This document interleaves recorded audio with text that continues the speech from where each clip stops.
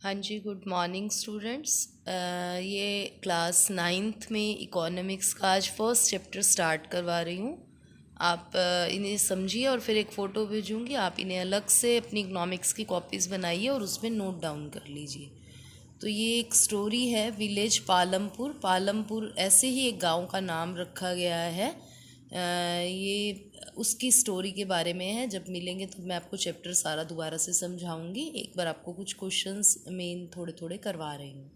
तो देखिए, first question है, what is the main activity of village Palampur. गांव पालमपुर में मेन वहाँ क्या काम होता है? तो वहाँ पे फार्मिंग, खेती जो है वहाँ का मेन काम है। Which is the nearest village to Palampur. Palampur के नज़दीक गांव कौन सा पड़ता है? तो वो है रायगंज। वहाँ पर पालमपुर में अलग अलग कास्ट की कितनी फैमिलीज़ रहती हैं, अलग अलग जाति के कितने परिवार रहते हैं? तो वहाँ पे 450 फैमिलीज़ वहाँ पे रहती हैं। वहाँ पे पालमपुर में कितने हाई स्कूल्स हैं? वहाँ पे एक हाई स्कूल है। पालमपुर के नियरेस्ट टाउन मतलब कस्बा वहाँ पास कौन सा पड़ता है? तो वह है शाहपुर। फिर आता है वहाँ पर कितने एससी, एससी मतलब शेड्यूल कास्ट वहाँ पे जो लोग हैं वो रहते हैं। तो 1/3 ऑफ पॉपुलेशन, वहाँ की पॉपुलेशन है 450, तो एक तिहाई हो गया मतलब 150 फैमिलीज़। फिर आता है वहाँ पालमपुर में प्राइमरी स्कूल्स कितने हैं? तो वहाँ 2 प्राइमरी स्कूल्स हैं। एंटरप्रेन्योर का दूसरा नाम क्या है? एंटरप्रेन्योर होता है हमारे उद्यमी जो बिजनेस चलाते हैं, तो उसे हम ह्यूमन कैपिटल भी बोलते हैं, मानवीय पूंजी। फिर आता है क्रिएशन ऑफ यूटिलिटी। यूटिलिटी होता है हमारी उपयोगिता, तो उसको बनाना, उसका निर्माण करना क्या क्या कहलाता है? उसे हम कहते हैं प्रोडक्शन, उत्पादन। फिर आता है ग्रीन रेवोल्यूशन इंडिया में कब स्टार्ट हुआ? तो 1960 के डिकेड में, दशक में ये स्टार्ट हुआ। तो ये आपको मैंने 10 छोटे छोटे क्वेश्चंस कराए हैं। आप इन्हें एक बार थोड़ा पढ़िए, सुनिए वीडियो और इन्हें अपनी कॉपी में नोट करिए। तो देखो, नेक्स्ट क्वेश्चन है, what is the standard unit of measuring land. ज़मीन को मापने की वहाँ क्या मेन इकाई, एक मानक इकाई मानी जाती है? तो हेक्टेयर में ज़मीन को नापा जाता है। अब आता है 1 hectare is equal to how many metre square with 1 side. एक साइड के मीटर स्क्वेयर के कितने मीटर स्क्वेयर के बराबर 1 हेक्टेयर होता है? तो होता है 100 metre. How much is the percentage of irrigated area of total cultivated area today. आज टोटल हमारी जो खेती की जाती है ज़मीन पे, उसका कितना परसेंटेज पानी मिलता है? इरीगेटेड होता है सिंचाई होना, तो वो है 40% ज़मीन को। व्हाट इज़ प्रोडक्शन, उत्पादन किसे कहते हैं? तो क्रिएशन ऑफ यूटिलिटी, यूटिलिटी होता है उपयोगिता, क्रिएशन होता है निर्माण करना, बनाना, उपयोगिता का निर्माण करना ही प्रोडक्शन है। In which part of UP state Palampur is situated. Palampur UP के किस पार्ट में बना हुआ है? ये जो स्टोरी है इसमें एक गांव काल्पनिक माना गया है पालमपुर, तो ये वेस्टर्न पार्ट में बताया गया है।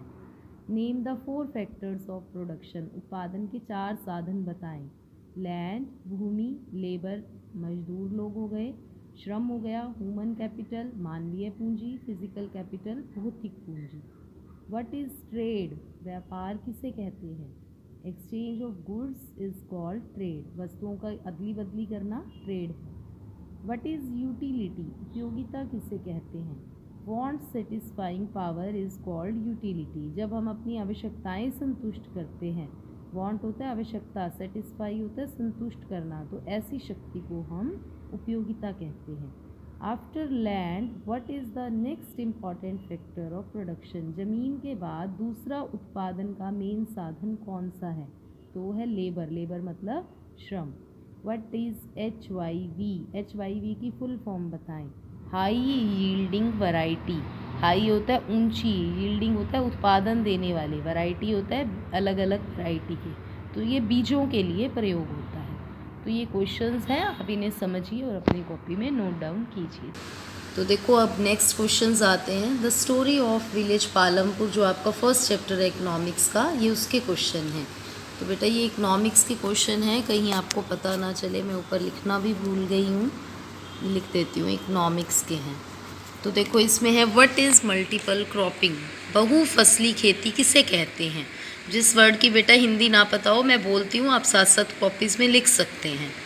तो देखो, cultivation of different type of crops, अलग अलग फसलों की खेती करना in the same piece of land, जमीन के एक ही टुकड़े पर, एट सेम और डिफरेंट टाइम, चाहे उसी टाइम चाहे अलग अलग टाइम, एक साल में, is known as multiple cropping, उसे हम मल्टीपल बहुफसली खेती कहते हैं। जैसे कि ज्वार और बाजरा ग्रो करते हैं हम ड्यूरिंग रेनी सीजन, बारिश के मौसम में। Wheat is produce during winter season, सर्दियों में हम वीट पैदा करते हैं।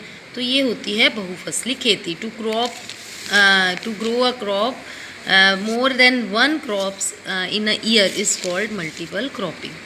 व्हाट इज़ मॉडर्न फार्मिंग, आधुनिक खेती क्या है? In this type of farming, इस खेती में हाई यील्डिंग होता है उत्पादन देने वाली, वैरायटी, अलग अलग वैरायटी वाले सीड्स, बीजों का जहाँ प्रयोग किया जाता है।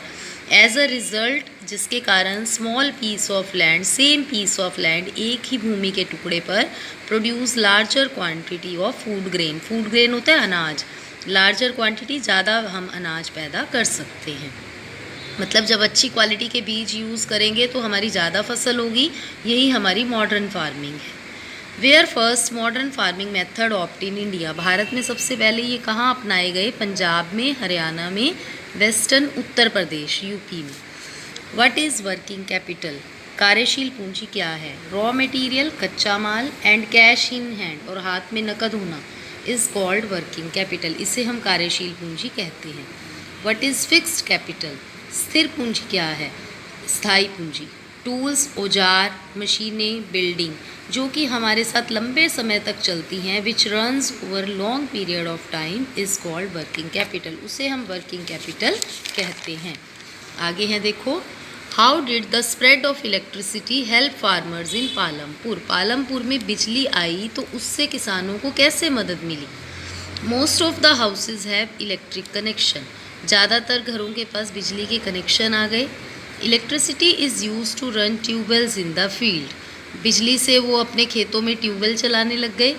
Electricity is use in various type of small business, बहुत से उन्होंने छोटे छोटे बिजनेस भी करने शुरू कर दिए जहाँ पे बिजली का प्रयोग होता था।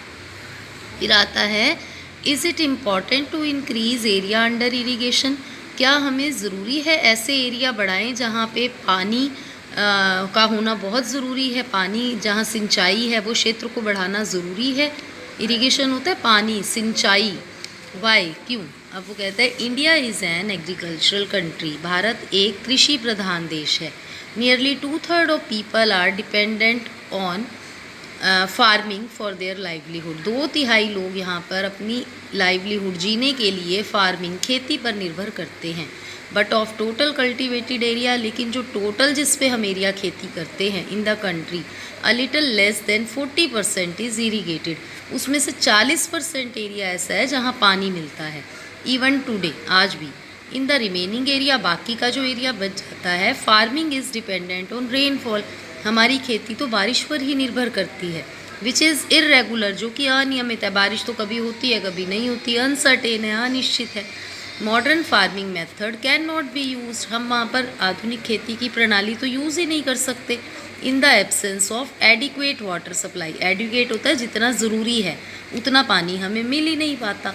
सो इरिगेशन शुड बी इंक्रीज्ड, इसीलिए सिंचाई को बढ़ाना चाहिए, क्योंकि बेटा जो नए बीज आए हैं HYV सीड्स, उनको ज़्यादा पानी की ज़रूरत होती है। अब आता है, why are wages of farm labourers, जो खेतों में मजदूर काम करते हैं उनकी मजदूरी इन पालमपुर में लेस देन मिनिमम वेजेस, वो मिनिमम वेजेस से कम क्यों है? मतलब जो उनको तनख्वाह मिलनी चाहिए उससे कम मजदूरी क्यों मिलती है उन्हें?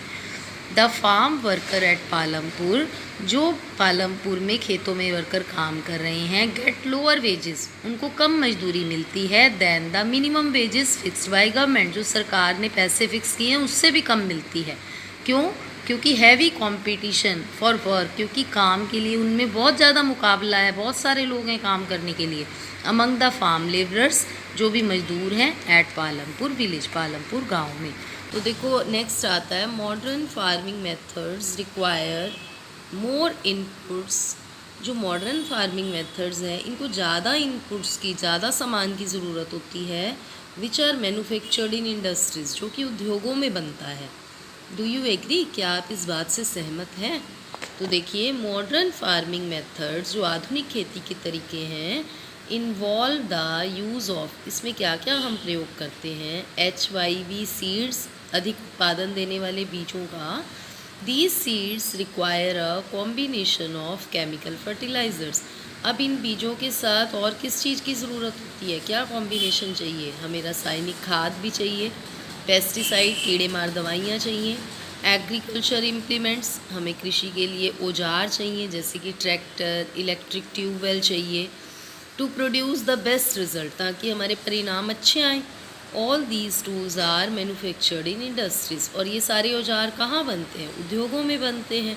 सो it is right to say, इसीलिए कहना ठीक है that modern farming method require more input, कि आधुनिक खेती को ज़्यादा इनपुट्स की ज़रूरत है, which are manufactured in industries, और वो सब उद्योगों में ही बनते हैं। नेक्स्ट देखिए इम्पॉर्टेंट क्वेश्चन है, what are different ways of increasing production on the same piece of land, use example in explain, कि अगर हम एक ही ज़मीन के टुकड़े पर अपने प्रोडक्शन को बढ़ाना चाहते हैं तो क्या अलग अलग तरीके हैं, उदाहरण दो। तो पहला तरीका हो गया मल्टीपल क्रॉपिंग, आप लोग कर चुके हो, to grow more than one crop on a same piece of land during the year is called multiple cropping, एक ही साल में एक ज़मीन के टुकड़े पर एक से ज़्यादा फसल उगाना, इसे कहते हैं मल्टीपल क्रॉपिंग। तो जब हम एक से ज़्यादा फसल उगाएंगे तो वैसे ही हमारा प्रोडक्शन बढ़ जाएगा। Indian farmer should grow at least 2 main crops in a year, हमारे यहाँ पे भी भारत के किसान हैं वो 2 मेन फसलें एक साल में उगाते हैं। मॉडर्न फार्मिंग मेथड्स, या फिर हम आधुनिक खेती प्रणाली अपना लें। Production can also be increase, हम उत्पादन को बढ़ा सकते हैं by using modern farming methods, इन तरीकों को अपनाकर। इन तरीकों में हम HYV सीड्स हो गए, ट्रैक्टर्स हो गए, फर्टिलाइज़र्स खादें हो गई, पेस्टिसाइड्स कीटनाशक दवाइयाँ, ट्यूबवेल, थ्रेशर, हार्वेस्टर, इन सब को यूज़ करते हैं। Now all are using in India, और अब सब प्रयोग भी हो रहे हैं। Thank you.